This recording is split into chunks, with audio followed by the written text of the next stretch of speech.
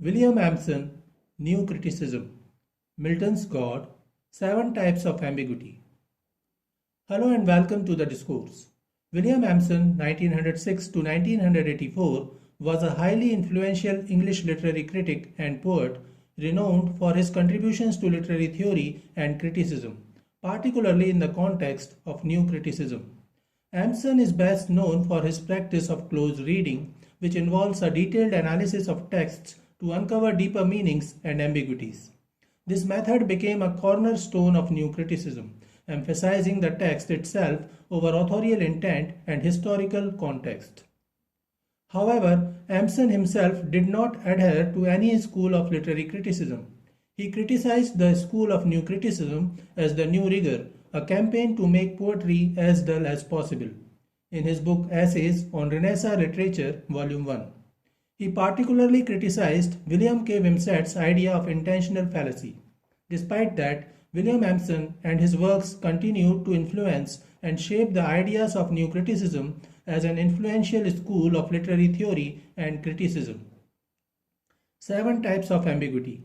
William Empson's Seven Types of Ambiguity is an analysis of poetic ambivalence. Seven Types of Ambiguity is a significant work of literary criticism by William Empson, first published in 1930. This book is considered one of the most influential critical works of the 20th century and played a crucial role in the development of New Criticism. In this work, Empson explores the concept of ambiguity in poetry and literature, categorizing it into seven distinct types. His analysis aims to enhance the reader's understanding of a poem by isolating the linguistic properties of the text. Empson suggested that the words or references in a poem are often ambiguous. He says that each word, phrase, and text in a poem can be interpreted in more than one way. He highlighted seven types of ambiguity that are commonly found in poetic verses. Ambiguity of meaning. This type arises when a word or phrase has multiple meanings, leading to different interpretations. For instance, the word bark can refer to the sound a dog makes or the outer covering of a tree. This duality can create layers of interpretation in poetry. Ambiguity of reference. This occurs when it is unclear what a word or phrase refers to within the context of the text. For example, the term bank can refer to a financial institution or the side of a river, depending on the context. Ambiguity of tone. This type involves uncertainty about the speaker's attitude or emotional state. For instance, a poem might celebrate a moment of beauty while also lamenting its fleeting nature, creating a complex emotional landscape. Ambiguity of structure.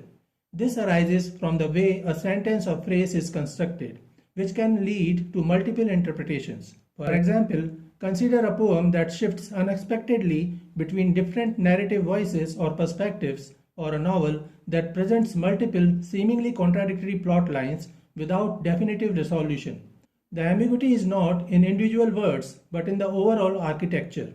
A poem might employ shifting stanzas that defy a clear metrical pattern, or a novel might feature multiple unreliable narrators whose accounts conflict, forcing the reader to actively piece together the narrative structure and its meaning. Ambiguity of context. This type is related to the broader context in which a text is situated, affecting its interpretation. A good example might be a seemingly simple sentence within a larger narrative where the sentence's meaning changes drastically depending on the reader's interpretation of the preceding and following events. The ambiguity is not inherent in the sentence itself but arises from the unstable and multifaceted context in which it's embedded. Ambiguity of intention. This involves uncertainty about the author's purpose or intention behind a particular choice of words or themes. Consider a character's actions in a novel. Are they driven by selfless altruism or hidden self-interest? The author might deliberately leave the reader unsure, creating a nuanced and thought-provoking portrayal of the character's psychology. Similarly, a poem might contain seemingly contradictory statements or images, leaving the reader to question the speaker's true feelings or beliefs.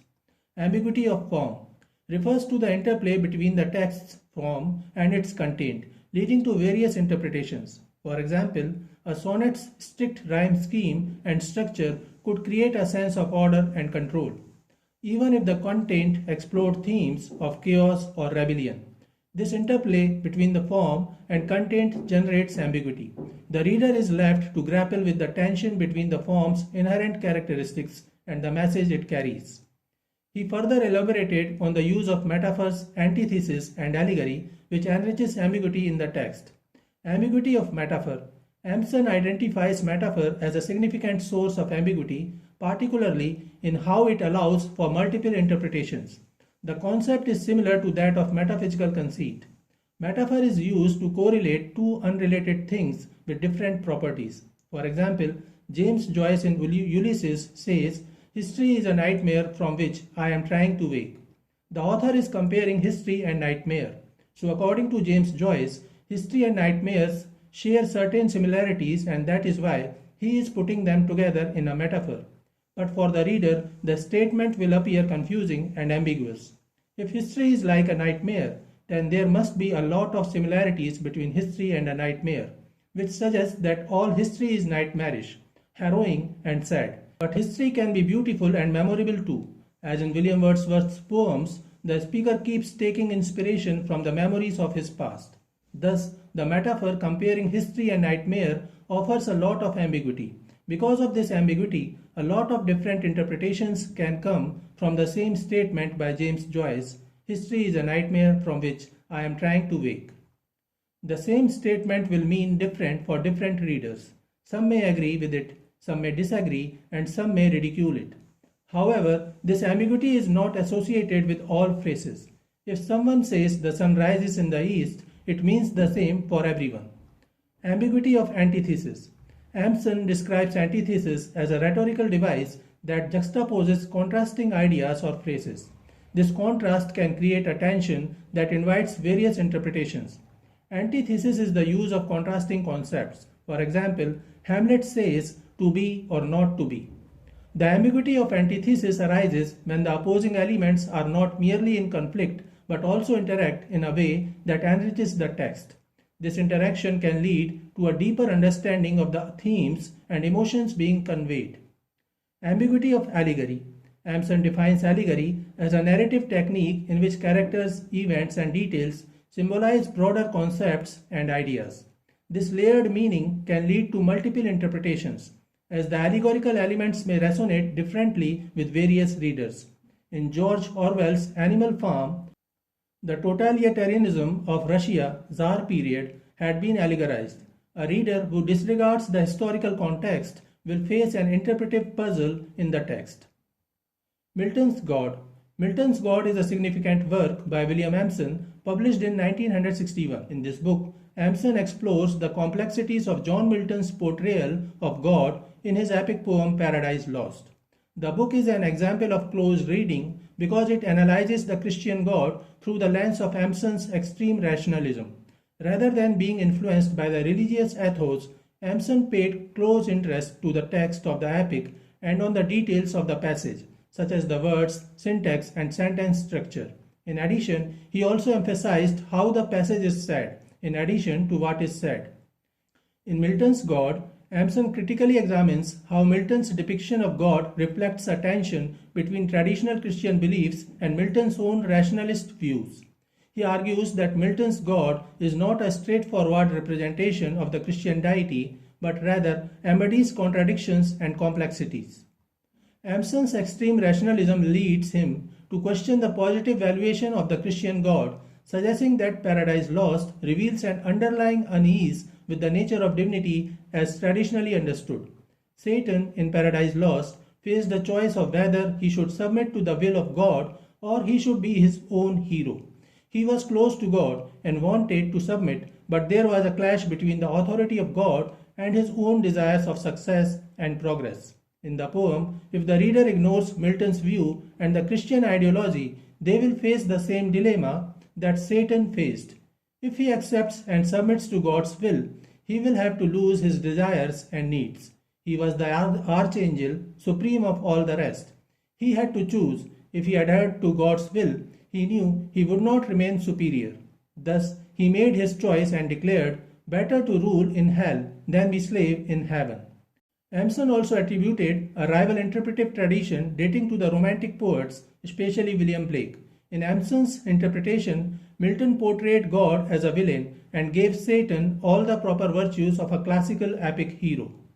In The Marriage of Heaven and Hell, 1790-93, Blake declared that Milton was a true poet and of the devil's party without knowing it. Echoing Blake, Empson stated, "The reason why the poem, that is Paradise Lost, is so good is that it makes God so bad." Some other important works of William Empson include some versions of Pastoral, 1935, using Biography, 1985, Faustus and the Censor, 1987, and Essays on Renaissance Literature, Volume 1 and 2, 1993 and 1994. So this is it for today. We will continue to discuss the history of literary theory and criticism. Please stay connected with the discourse. Thanks and regards.